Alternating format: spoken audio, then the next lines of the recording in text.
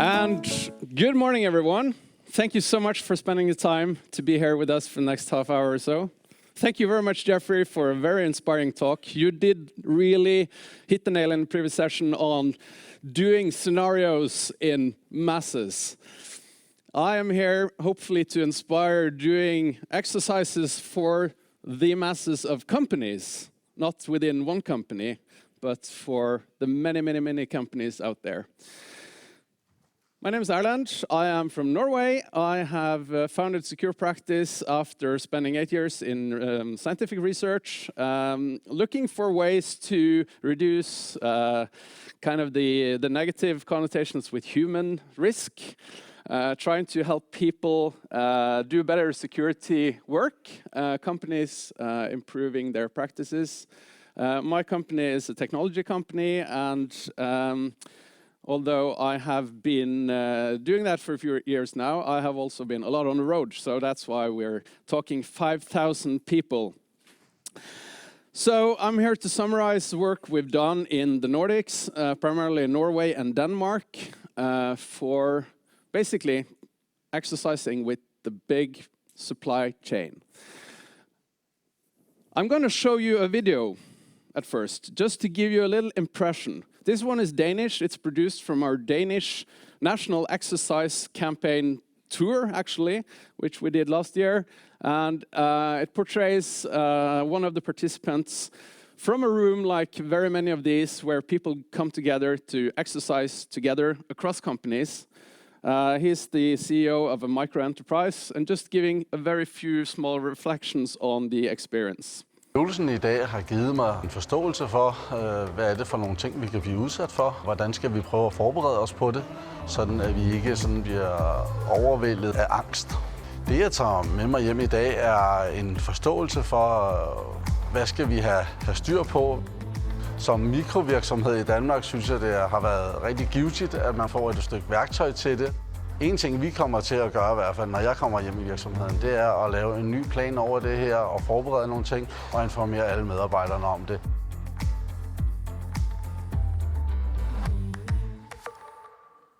All right.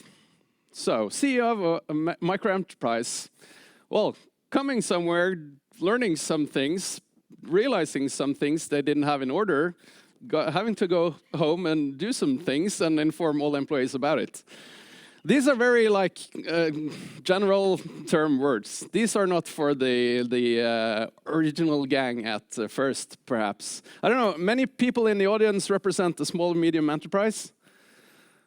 Oh, yeah. Oh, $500 million revenue. That's not a small, medium enterprise, no. No. Like small, medium in Norway, Denmark, that means like up to 250 employees. But thing is, usually, it's the big companies who get all the fun, the critical ones. They participate in national exercises arranged by national security authorities and, I don't know, telco providers, whatever. These are, of course, the critical ones. Anyone in the room who think supply chain risk is not top 3 risk for your company? Well, okay, a couple of them, but still, having your supply chain, this is the idea. Where we came from when we started this was to get the big companies together and train their supply chains, because they all depend on it. They can manage for themselves, but can you manage all of your suppliers? The more critical suppliers, at least. And having breaches coming in through your supply chain is not a theoretical thing. So here you see the logos of companies participating in the Danish campaign. We have Centre for Cybersecurity, the National Security Authority here in Denmark, and we have TDC, a telco provider, the industry, business associations, etc., insurance company. The idea is just get people together from the supply chain. How do we do that? Well, you put it very well in the last session, telling good stories, basically. Everyone loves a good story. You don't have to be a first member to appreciate a preparedness exercise, because basically it's about telling a good story and being part of that story yourself. So if you get a text message from hackers saying, hey, we own all your data and will destroy your company, give this message to your management. Like in your position, whatever that may be, if you're a CEO or CFO or just a regular employee, how do you deal with that? And for small and medium enterprises, this may be very well the reality. This is based on a true story. Hackers just going randomly into a company, just trying to create chaos and panic. Just a tactic to get companies a panic mode and paying. And everyone can relate to ransomware, for instance. Thing is, when you're dealing with like small, medium enterprise, the supply chain, of course, big ones as well participate, but telling a story like on the right level of abstraction is important. And then we want to facilitate good conversations amongst participants. And then a little bit of element of surprise. Oh, people got a text message. And it's like, oh, what's this? Where did that come from? From the signups. And then everyone in the room gets the same experience, and they even get to bring it home. So we've heard stories now for like partners coming to us and saying, hey, we would like to do this in our company. My partner was at this exercise and took home with them this text message. And I was like, oh, we want one of those. And kind of, so people talk about this. So you have a good story and you can retell it. Well, that's a good place to begin.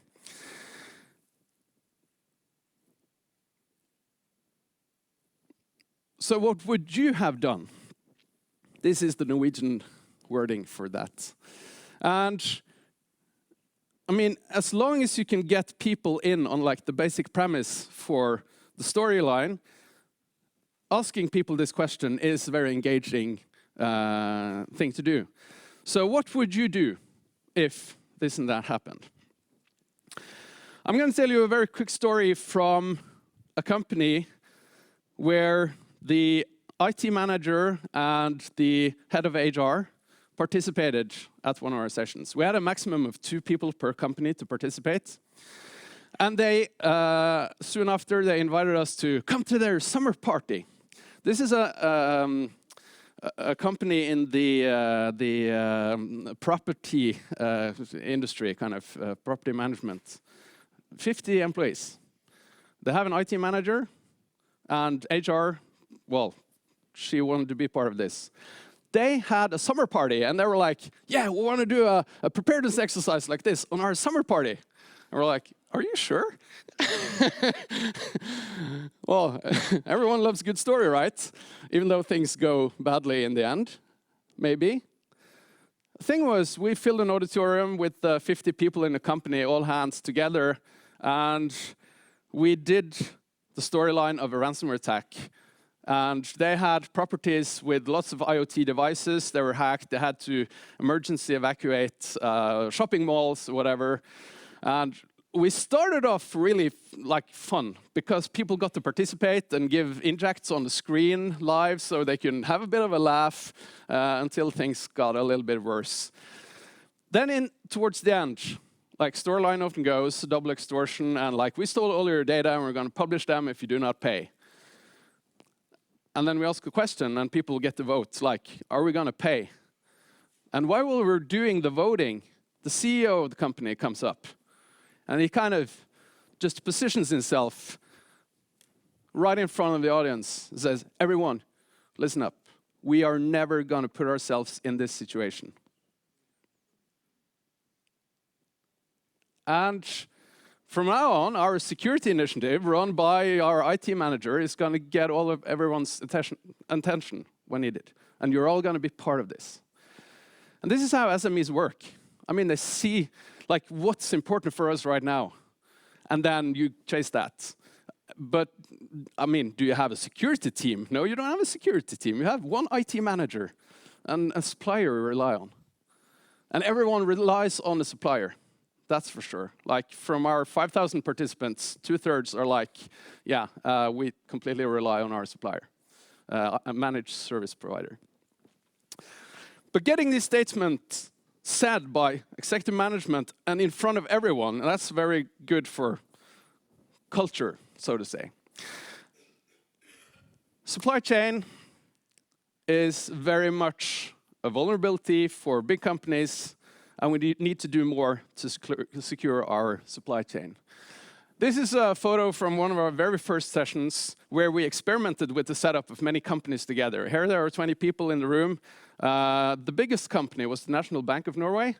The smallest company was a single sole entrepreneur doing accounting.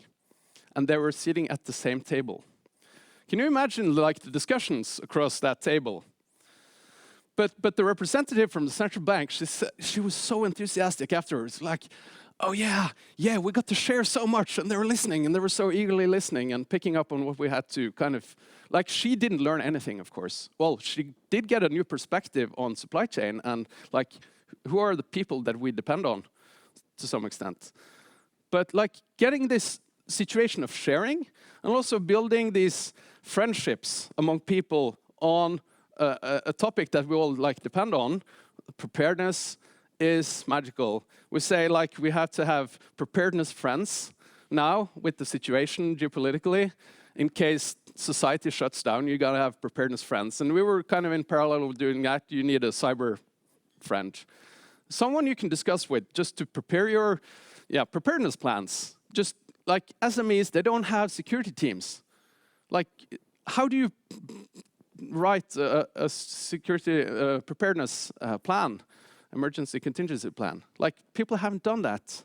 So they may need someone to discuss with. And through participating in these exercises together, they get someone they can maybe collaborate with. So it all began actually in Norway, although we started the presentation with Denmark. This project is also co-funded by the European Union, the European Commission, their Digital Europe program. We said we want to do this all across Europe. So hence my ambition. But I think the initiative shows that the big companies, like in Norway, we had Digital Norway is a non-profit, and they are owned by the big and critical companies, including Telenor, which is the national leading telco operator, and a business association, the biggest bank in Norway, and a security verification assurance company. 40 events in Norway. We had our digitalization minister kicking it all off. So it was good to kind of get this immediate confidence from even political level, acknowledging like supply chain risk. Finally, someone doing something about that at scale. And that was a very good beginning. So we did these events, 40 of them in Norway. Here is the biggest one of them. 300 people together. When you go across a country like Norway, you meet a lot of venues. Like some banks, they opened their local branches, but they didn't have an auditorium, so we did it in their canteen. And they had like, microphone setup was rather, fragile. In this room, you kind of get the full, we have a heartbeat effect. Like when you go into decision mode, you're like, ba-boom, ba-boom, ba-boom. And like the whole room is shaking. And that's part of the experience as well. Give people an experience. That is also good for muscle memory, like your emotions. If you can provoke emotions during an exercise, I mean, you don't want to scare people, but people tend to remember like, okay, I feel my heart beating a bit. So a little bells and whistles. We didn't have smoke machines. We could have had, but weren't all in on that. So we did 40 exercises. People got diplomas afterwards with the logos of the partners, etc. And we're sharing, including the minister sharing their diploma. CEOs were sharing their diplomas. How did we get the CEOs to come to these events? Well, that's why I'm mentioning the partners. Like a bank. Who is the primary contact from a bank to an SME? Well, it's the CEO or the CFO or financial manager in the SME. And when the bank invites their customers to come join, hey, want to learn about cyber preparedness? Come to our event. This invitation goes to the CEO or finance manager. And that's how you reach those people. You can't just engage with the security. We have an amazing first community in Norway, but those are primarily the big companies represented. Doing a little bit of viral sharing leads us to Denmark. We said, hello Denmark, you want to do something we did in Norway? And they were like, yeah, and we're going to do it even better. And they did. So we had a kickoff event with the Danish Minister for Societal Preparedness and Safety. And he was so enthusiastic, saying this is an outstanding initiative. And again, kicked things very well off. And the fun thing, I don't know if you've been to Vesterport Station, middle town center here in Copenhagen. But one of our partners, they took their branding budget. I don't know how much they spent, but 6 weeks of digital signage in September to October at the central station. Just to say, hi, everyone, cyber preparedness, come join us. That's advertising for the masses.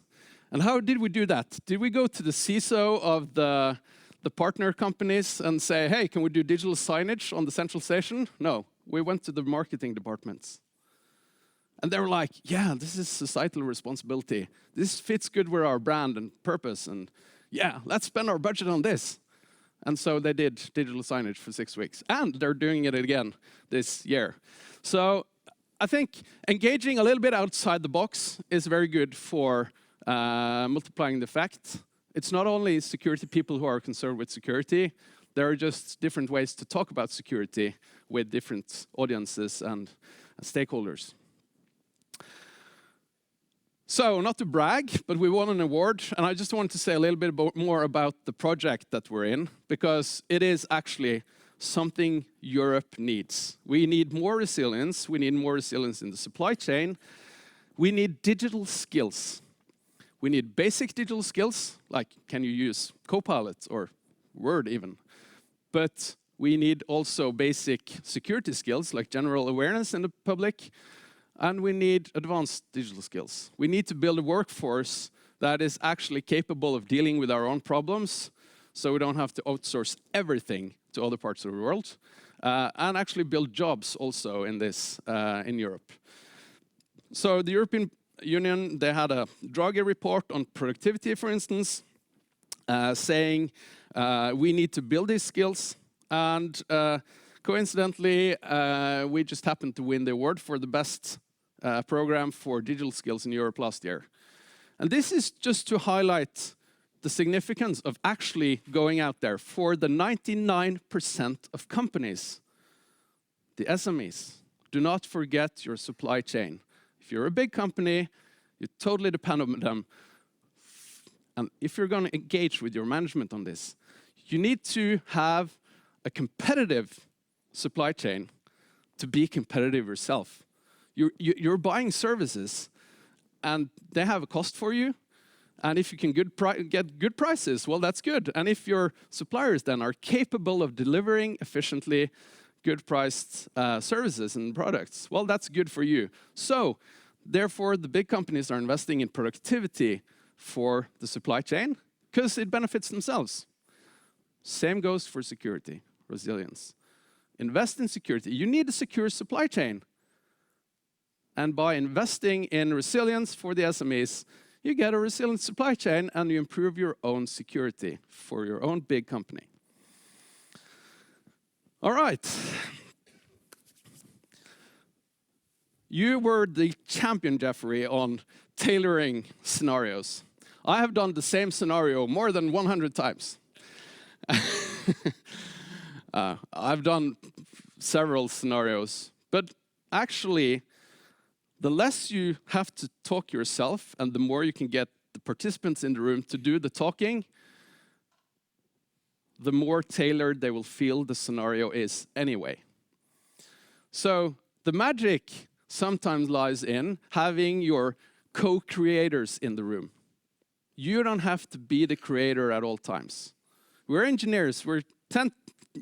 You used to think like, yeah, we get to have everything set. Like even, how do we prepare for questions from 300 people in a room? Like, a question, what about, and then like, can I answer this question?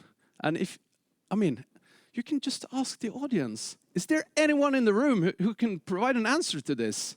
And yeah, well, in fact, we blah, blah, blah, blah.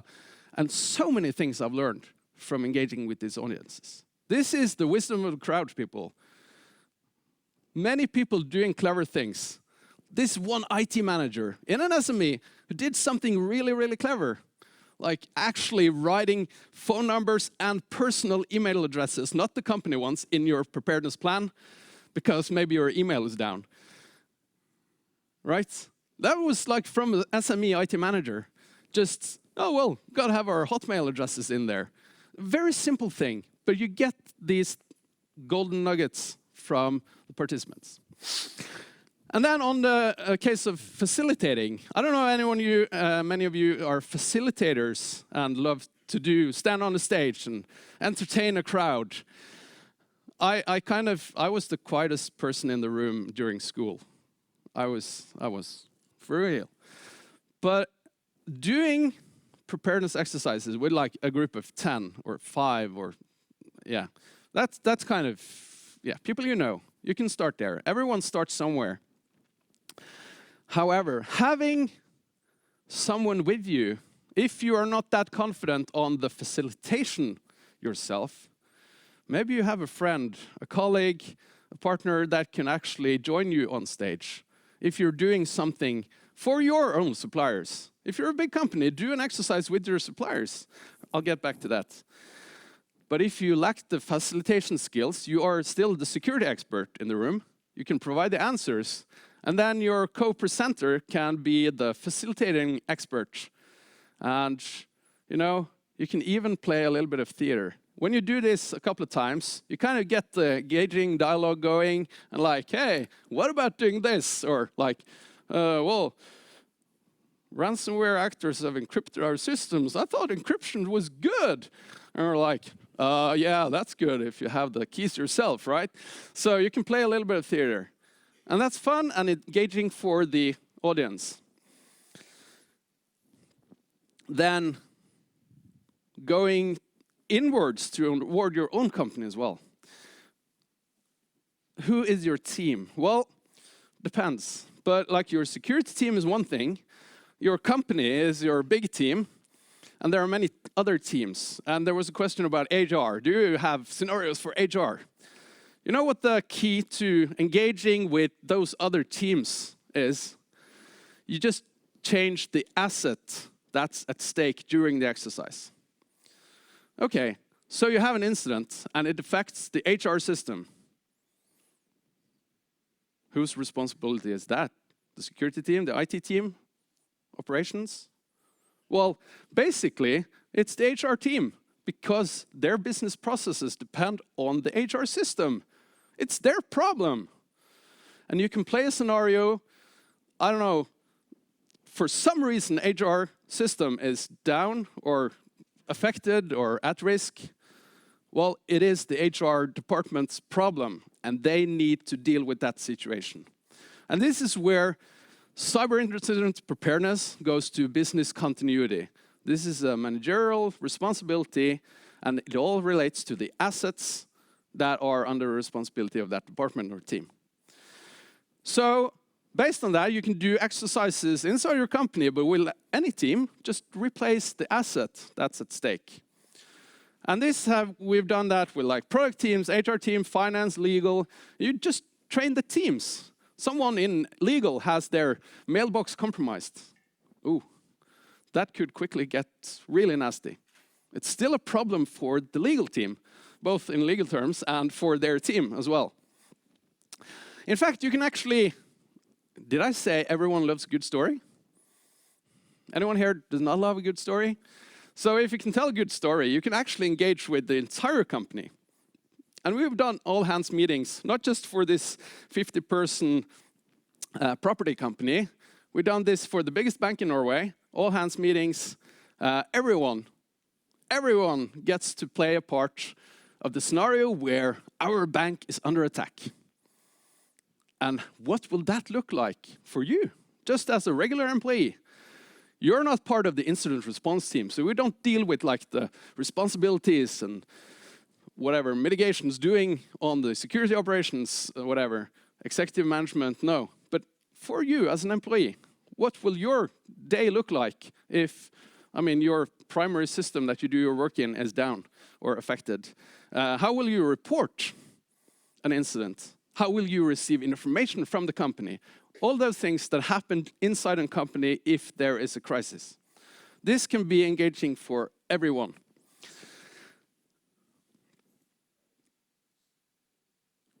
And just to tell a little quick story as well. We did this also in an industry company. And they were like, okay, let's do an all-hands meeting first. In the canteen, we had 120 people working in administration in that industry company. And they were all coming together. And we did an exercise, again on ransomware, because that's very relatable and understandable. And then, boom, your data are locked down. Oh, threatening to disclose those data on the dark web or whatever. And then we ask people, okay, what data do you have access to that may be at risk now? What data do I have access to? Oh, yeah. And people write and anonymously get that up on the wall.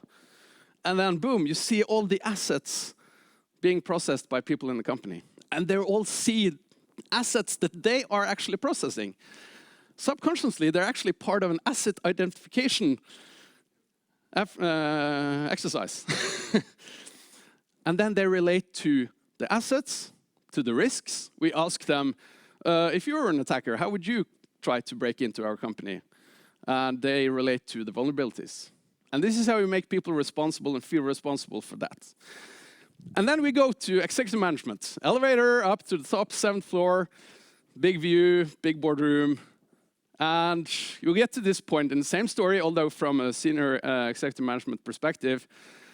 And like, yeah, what data do we have in our company that could be painful to watch on the internet? And the CEO goes like, yeah, we have much to protect, but nothing to hide. And then the chief sustainability officer comes up, industry company, who's like, bam, we have so much in our company we do not want on the internet. You're not down there on the floor with our people. So even for management to see the assets, they don't do this exercise regularly. And that's why we try to engage with new people, new stakeholders, audiences, because business continuity is a matter for everyone. Protecting our assets, that's why we have security, that's why we have incident response in the first place, but it's not only the responsibility for the security professional. Same thing goes for supply chain. Now we've done our national campaigns, and we're happy to do more. I'd be happy to be invited, but you as a company yourself can invite your suppliers and do an exercise with them. And maybe they will feel this is a lot more useful and engaging than filling out this annual Excel spreadsheet, doing the audit, check, done, yes, cool, see you next year. Maybe people will feel more responsibility for their role as a supplier to you as a big company.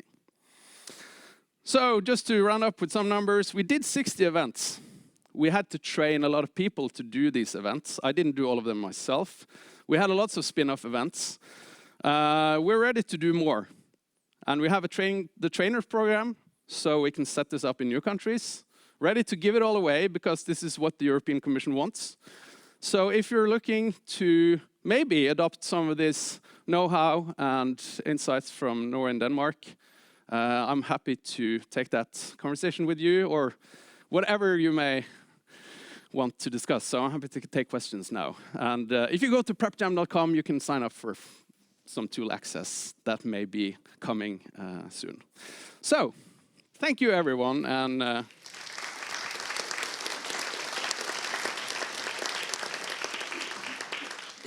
so we have 4 microphones for questions. So to either side.